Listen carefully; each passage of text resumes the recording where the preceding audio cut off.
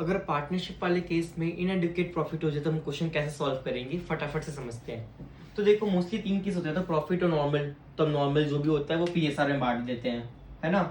Loss भी similarly जो loss है वो पार्टनर से बांट दो। मगर इनएडुकेट प्रॉफिट है मतलब कि प्रॉफिट है मगर डिस्ट्रीब्यूशन के सफिशिएंट नहीं है। मतलब क्या, तो आप एग्जांपल समझिए कि नेट प्रॉफिट 40,000 हुआ है, ठीक है।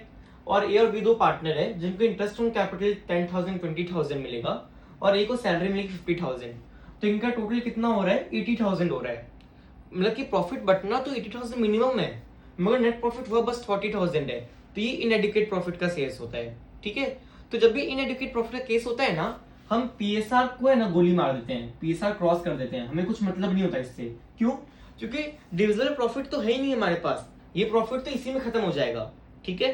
तो हम पता है इस केस में क्या करेंगे, हम एक छोटी सी टेबल बनाते हैं जिसमें हम पता क्या करते हैं, हम ये पीएसआर को हटा देते हैं और सीधा सीधा लिखते हैं अच्छा ए और बी को इतने रुपए मिलने हैं, इसका सम कर लो। इसका टोटल कितना हो रहा है, 60,000 और 20,000। अच्छा ठीक है, मतलब किस रेशियो में ये 6:2, मतलब क्या 3:1।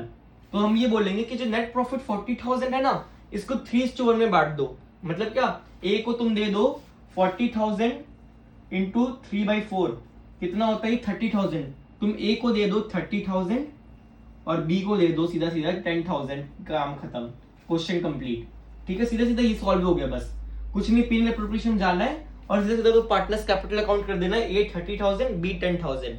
सो आपको समझ में आया क्या करना है कि अगर इनएडुकेट प्रॉफिट होगा सबसे पहली चीज करनी है वो है प्रॉफिट शेयरिंग रेशियो को गोली मार देना। ओके, सो आई होप आपको क्लियर हुआ होगा।